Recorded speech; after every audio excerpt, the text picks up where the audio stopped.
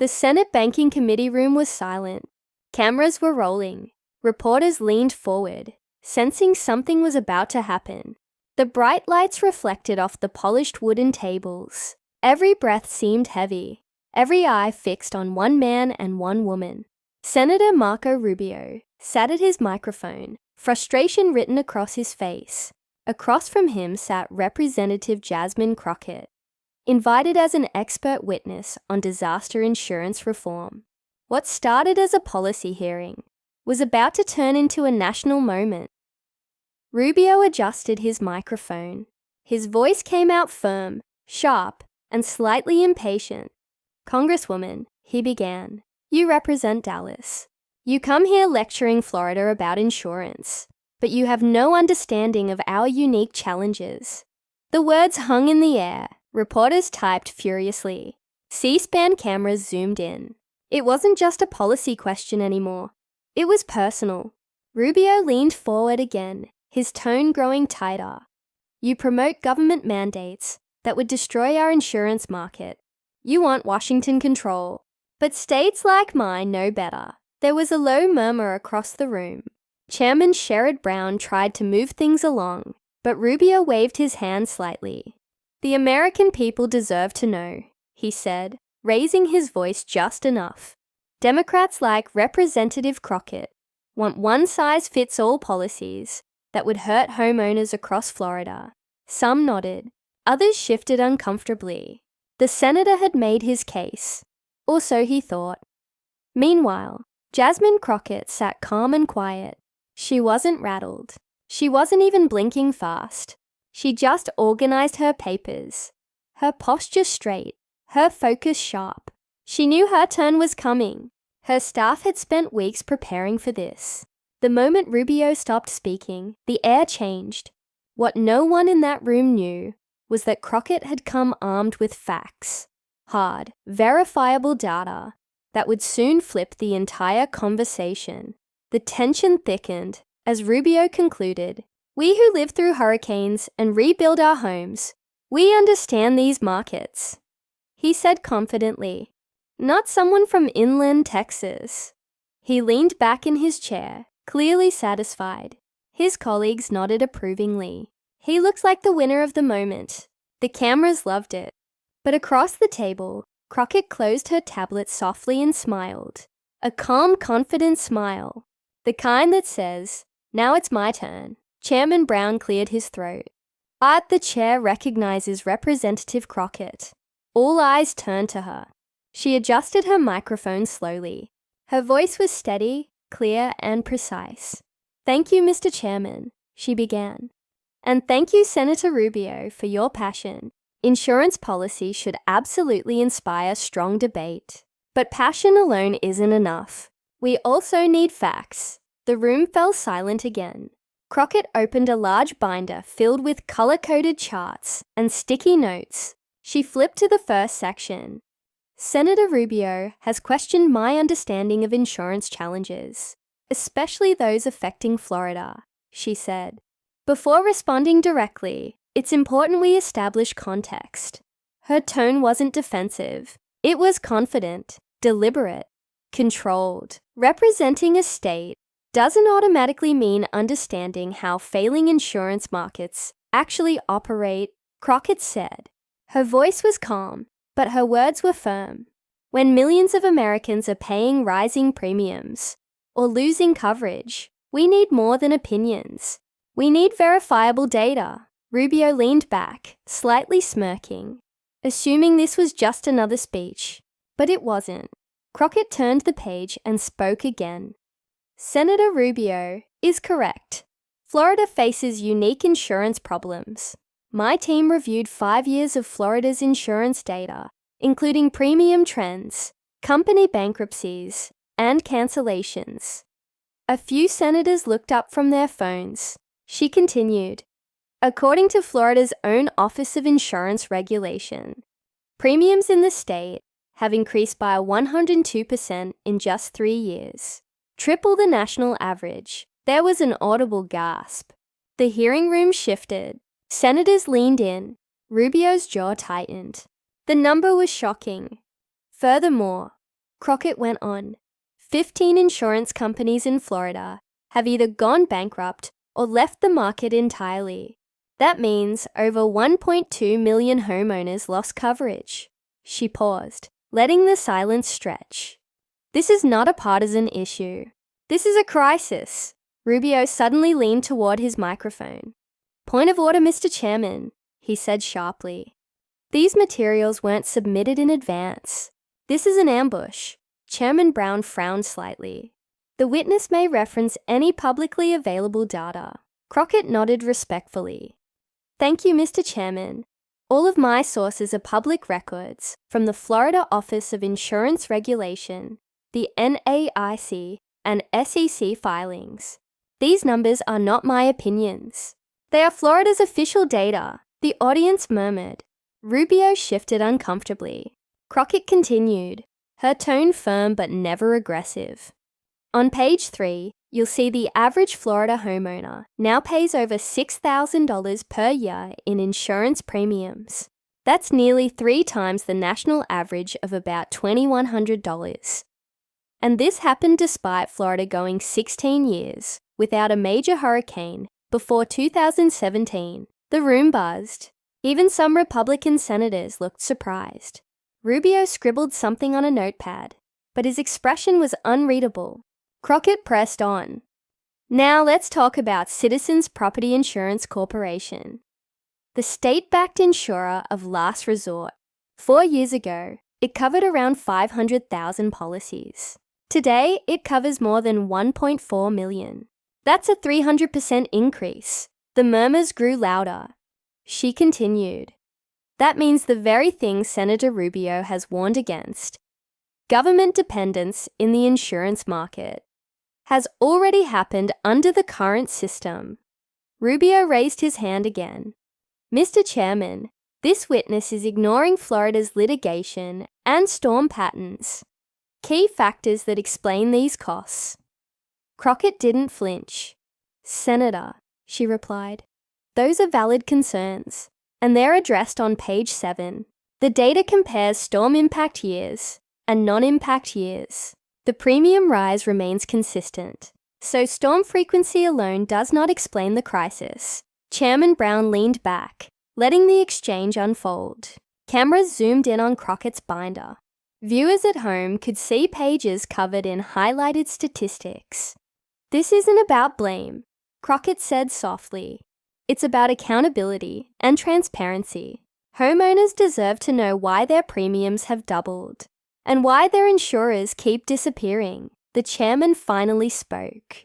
The witness's time has expired, he said, though even he sounded hesitant. Crockett closed her binder gently. Thank you, Mr. Chairman, she said. I'll yield back, though I have more material to share if the committee desires. Brown nodded. The chair recognizes Senator Rubio for a response. Rubio exhaled, leaned into his microphone, and spoke with restrained irritation. The Congresswoman has presented a selective picture of Florida's insurance landscape, he said. She ignores our state's unique conditions, fraud, and litigation issues. Federal control will only make things worse. His tone grew sharper as he spoke. We Floridians know how to solve our problems without Washington interference. Crockett sat still. No interruptions, no emotion, just listening. She already knew this response was coming. She reached into her folder and handed a second packet of papers to the committee clerk. Parliamentary inquiry, Mr. Chairman, she said politely.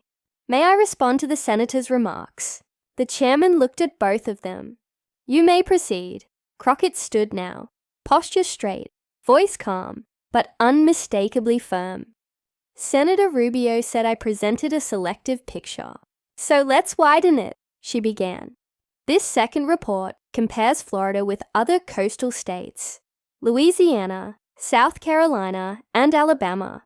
These states also face hurricanes, but they've stabilized their insurance markets with targeted reforms. Florida has not. Rubio's expression tightened. He glanced down at the new report, flipping the pages faster than he could process.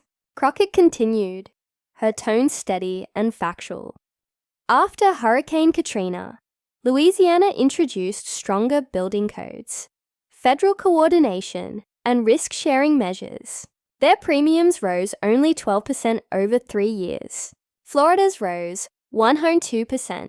You could hear a pin drop. The contrast was devastating. South Carolina, Crockett went on, created a mediation system that cut insurance lawsuits by 60% without removing consumer protections. She paused, letting the numbers land. These are not theories. These are results. Rubio's fingers drummed the desk. His team whispered behind him. Cameras caught his growing discomfort. And finally, Crockett said, turning to page 4, "Here is Senator Rubio's voting record on insurance reform." The room rustled.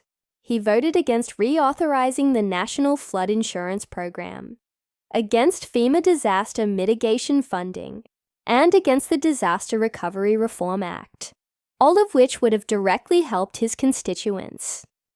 There were audible murmurs now. Reporters typed faster. Rubio's face tightened. He leaned forward, trying to interject, but Crockett's calm voice cut through. "This is not a partisan attack, Senator. These are your recorded votes." Crockett then lifted a printed page and spoke clearly for the record. According to Federal Election Commission filings, the insurance industry has donated over $2.3 million to Senator Rubio's campaigns. That's among the highest totals in the U.S. Senate. A quiet gasp moved through the crowd. The data was public, but hearing it said aloud hit differently. "Floridians deserve better," Crockett said.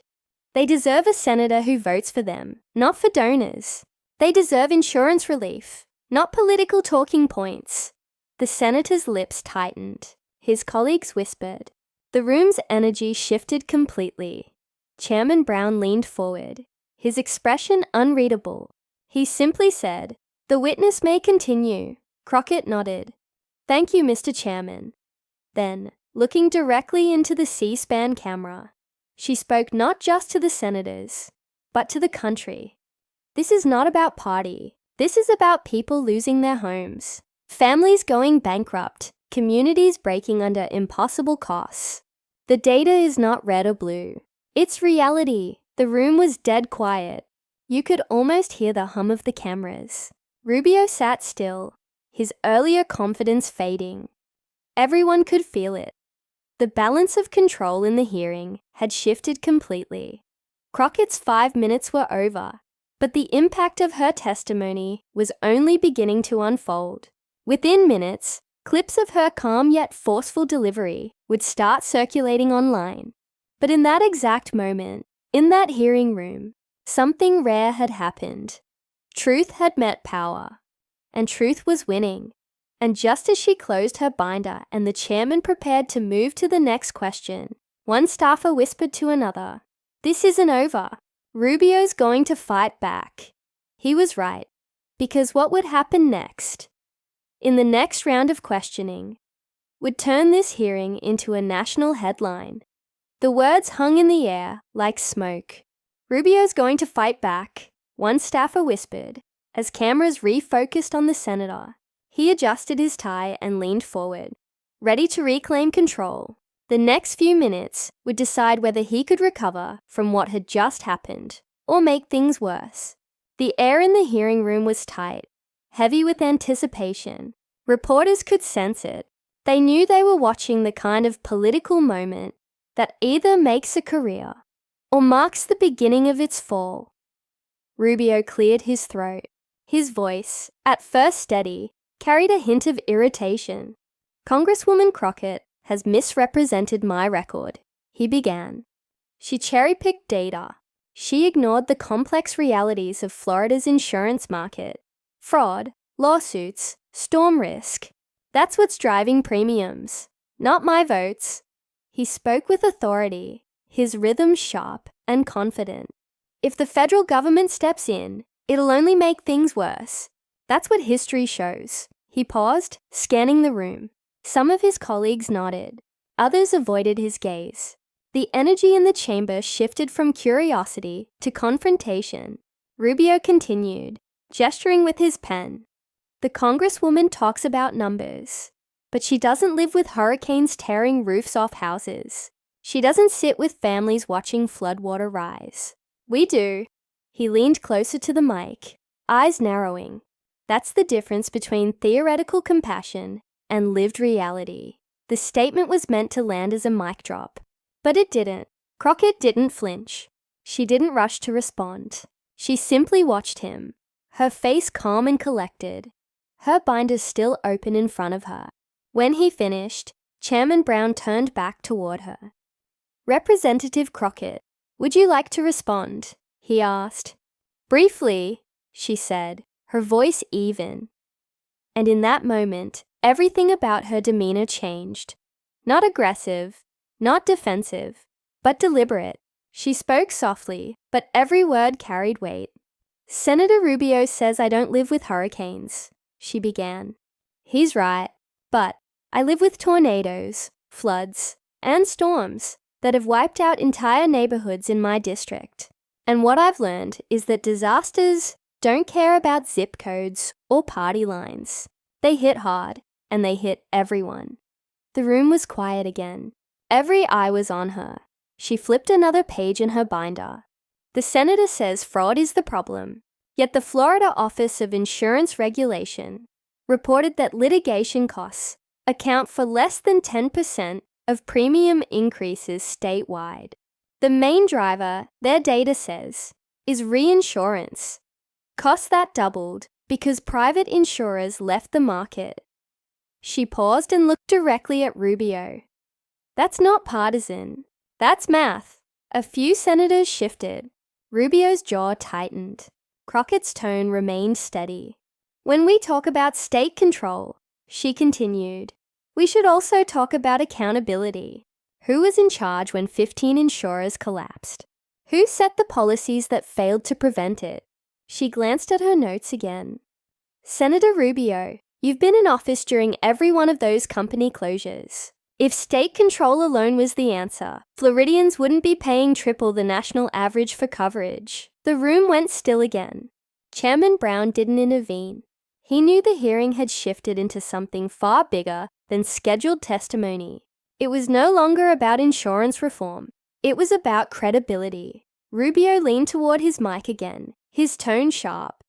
"Congresswoman, you're oversimplifying. It's not my job to micromanage state-level insurance decisions. I advocate for the freedom of states to manage their own markets." Crockett nodded calmly. "And yet, when those markets fail, it's Congress that gets the calls. It's Congress that hears from families losing homes. That's why we're here, to help when systems break down." She pointed gently toward the binder. "You call it interference. I call it responsibility." The words hit hard. There was a brief, stunned silence. For the first time, Rubio hesitated. His rebuttal sounded smaller now, like echoes fading in a large room. Crockett pressed forward. "Let's talk about solutions," she said, turning to another tab in her binder. "The data shows that states partnering with federal mitigation programs have stabilized premiums faster than those that rejected them. That's not ideology, it's evidence." She paused, glancing at the chairman. "And it's evidence that Florida has ignored for far too long." Reporters were typing non-stop. The hearing had transformed into a live showdown between facts and rhetoric. C-SPAN's live chat was exploding. Viewers were choosing sides in real time. Some wrote that Rubio looked cornered. Others admired Crockett's calm precision. Rubio crossed his arms. "You make it sound easy," he said, his tone dripping with sarcasm. "Just let Washington fix everything." "No," Crockett replied softly. "And I'm saying let's fix what's broken, together, because the current system isn't working. And the people paying the price aren't in this room. They're at home wondering if they'll lose their coverage before the next storm." That single line hit like a hammer. For viewers watching from Florida, Texas, Louisiana, it was personal. It was real. Chairman Brown leaned forward. "Representative Crockett's time has expired," he said, though he didn't sound eager to cut her off. "The committee will take a brief recess. but no one moved. People just sat, processing what they'd witnessed. As senators and staffers began to shuffle papers, reporters rushed out of the room to file their first updates. CNN's alert went live within minutes. Tense exchange between Rubio and Crockett Rock's Senate hearing. When the session resumed 20 minutes later, the energy was different. Rubio looked collected again, but more guarded. Crockett sat calmly, reviewing new notes handed to her by an aide. The cameras turned back on. "Senator Rubio," said Chairman Brown, "you may continue with your questions." Rubio nodded, but his earlier fire had cooled. "Congresswoman," he began, "you've painted a grim picture, but you haven't explained how your proposed reforms wouldn't destroy private markets. Federal regulation usually comes with bureaucracy, and we've seen where that leads." Crockett clasped her hands. "I appreciate the question," she said. "The difference between regulation and stabilization is intent. The goal isn't control, it's protection. It's making sure families aren't priced out of security." Rubio leaned back again, smirking faintly. "That sounds good on paper, but the government always overreaches. You know it, and I know it." Crockett's smile was slight but knowing. "Sometimes doing nothing costs more, Senator." That line, simple, direct, cut through every talking point. People at home watching on TV felt it. Doing nothing costs more. Rubio's face tightened. He opened his mouth to speak, but Chairman Brown interrupted. "We'll move to the next questioner shortly." As the camera panned across the committee table, a producer whispered to a C-SPAN reporter, "That one line, 'Doing nothing costs more,' is going viral right now." And it was. Within minutes, clips of the exchange spread across social media. Twitter feeds filled with posts like "Crockett just schooled Rubio on live TV" and "Facts over politics." Finally. But inside the room, the battle wasn't over. Rubio had one more round left. He leaned toward his staffer, whispering urgently. They slid a stack of papers across the desk. Printouts. Statistics. Possibly an attempt to fight data with data. When his turn came again, he spoke faster. "Congresswoman Crockett's numbers sound neat, but they don't tell the full story. Florida's exposure is higher than other states. Our geography, our population density, our litigation, everything is different." He flipped through the papers dramatically. "Here, look at this. 90% of U.S. insurance lawsuits come from Florida," he said, holding up a page. "That's the real issue." Crockett listened, nodding slightly. When he finished, she leaned in gently. "Senator," she said, "those numbers come from a trade group report that's been widely debunked. It counts claims disputes, not lawsuits. And many of those claims came from policyholders whose insurers refused to pay after Hurricane Ian. The correction landed hard. Even Rubio's allies knew it. One Republican senator rubbed his forehead. The cameras captured every reaction. Crockett continued, her tone still respectful. "If we're going to use data, let's make sure it's accurate. Because bad data leads to bad decisions. And bad decisions have consequences for millions of families." Rubio didn't respond this time. He just sat back, eyes narrowed. By now, the committee room felt like a courtroom.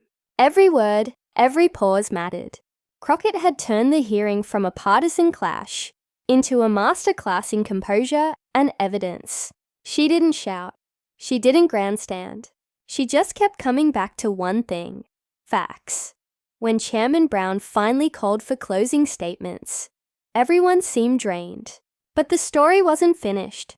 Rubio gave a brief defensive closing about respecting states' rights. Crockett closed her binder quietly, thanked the committee, and walked out with her head high. But outside those doors, outside that marble hallway, the real explosion was happening. The clip had gone viral. Newsrooms were cutting footage. Anchors were preparing segments, and social media was on fire. Millions of viewers were sharing one moment.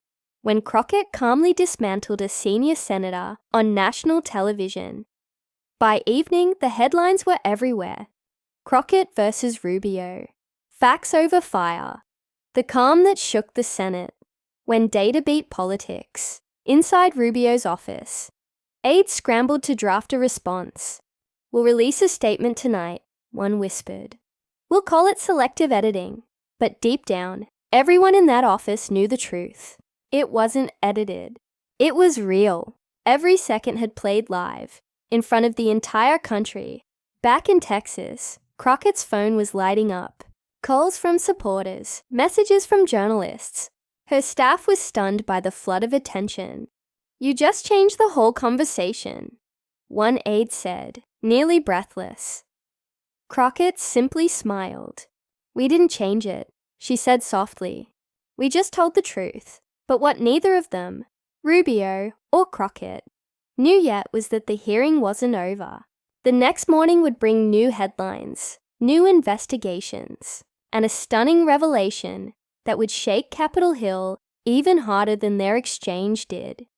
Because buried deep within those documents, Crockett had introduced, was something even Rubio hadn't seen coming. The next morning, Washington woke up to headlines that no one had expected. The clip of Jasmine Crockett, calmly dismantling Senator Marco Rubio, had been played on every major network.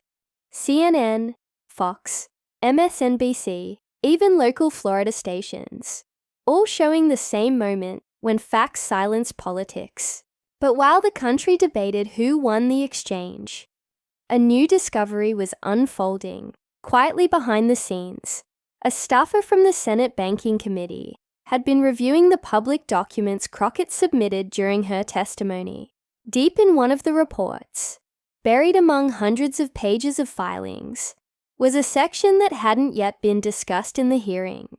It connected campaign donations from insurance companies directly to policy exemptions, written into Florida's insurance code. That morning, a Washington Post reporter called Crockett's office to confirm the finding.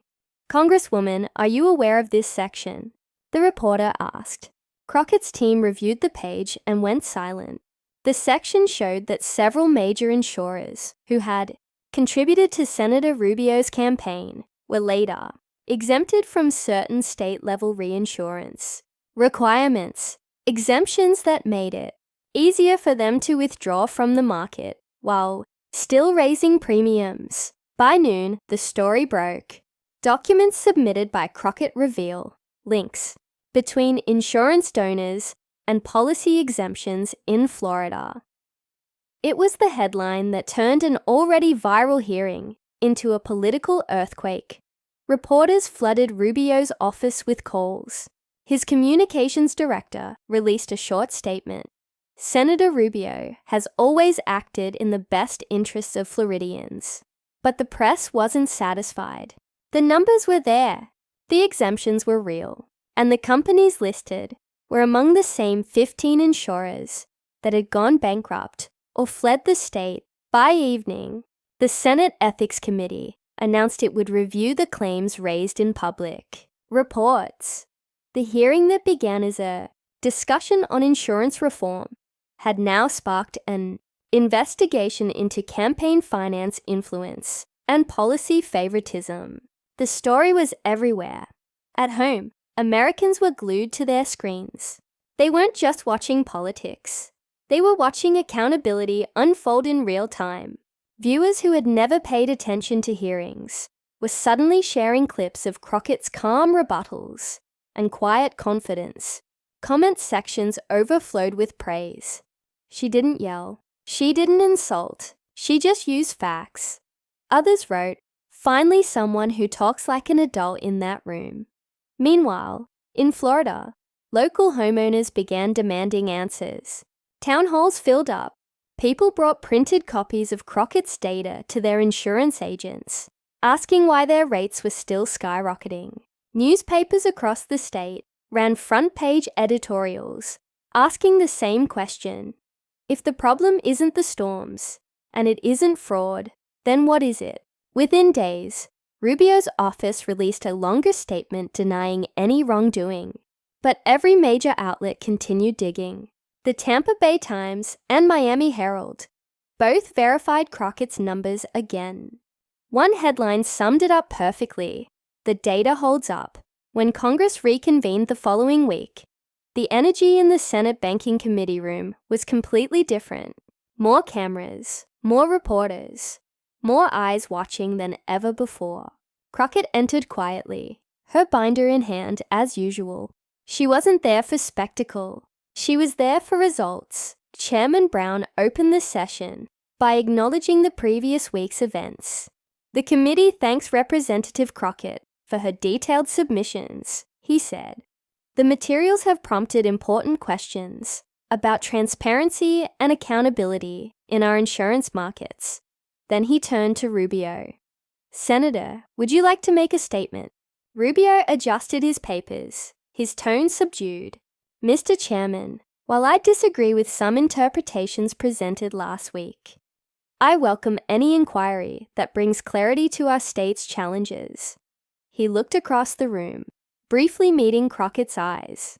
For the first time, there was no sarcasm, no bravado, just the recognition that the facts had shifted the ground beneath him. Crockett responded softly, "Senator, I look forward to working together. The people of Florida and Texas deserve stability, not politics." It wasn't gloating. It wasn't a victory speech. It was leadership. The hearing continued, but the story had already been written. News anchors called it a turning point in congressional oversight. Commentators said it was proof that one calm voice, backed by preparation, could hold power to account. Students in political communication classes would soon study it as the Crockett model, a case of truth defeating spin. Weeks later, the Senate passed a bipartisan proposal to strengthen national insurance transparency standards. It wasn't perfect, but it was progress. Crockett's fingerprints were all over the bill, and for millions of Americans struggling with rising premiums, it was a sign that facts still mattered. In Florida, the conversation began to shift. Homeowners who once felt powerless started showing up at local meetings. They quoted Crockett's testimony word for word. "Doing nothing costs more," they repeated. It had become a rallying cry. As for Rubio, his poll numbers dipped. Editorial boards began asking whether his priorities had drifted too far from his constituents. Some said it was a temporary storm. Others said it was the beginning of a reckoning. But through all the noise, one thing remained clear. What happened in that hearing wasn't just about insurance. It was about truth, about courage, about how one person's preparation can expose years of political talking points. Crockett's calm dismantling of rhetoric had reminded Americans of something they'd forgotten: that politics doesn't have to be loud to be powerful. Sometimes the quietest voice in the room is the one that changes everything. Months later, in an interview with CBS, Crockett reflected on the hearing. The reporter asked, "When you walked into that room, did you expect it to become a national story?" She smiled softly. "No," she said. "I just wanted to bring the receipts." It was a simple answer, but it summed up everything that had happened. The video of that exchange now stands as one of the most watched congressional clips of the year. Tens of millions have seen it. People still comment, still share it, still quote her lines. Doing nothing costs more. We need verifiable data. Passion isn't enough, because at the end of the day, Americans, especially those who've lived through real loss, hurricanes, floods, economic crashes, understand truth when they hear it. They may forget speeches, but they remember integrity. As the screen fades to black, a soft narrator's voice closes out the story. Sometimes, one calm voice in a storm can change the course of the wind. Jasmine Crockett didn't just win an argument. She reminded Washington that facts still matter. Outro. For your channel narration, if you found this story powerful, take a moment to like this video and subscribe to the channel. so you never miss the moments that truly shape our country. Every week, we bring you stories that reveal how truth, courage, and leadership collide in America's most intense hearings.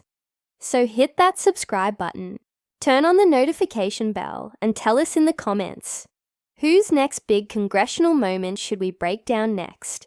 Because here, facts don't fade. They speak, and will keep telling their story, one hearing at a time.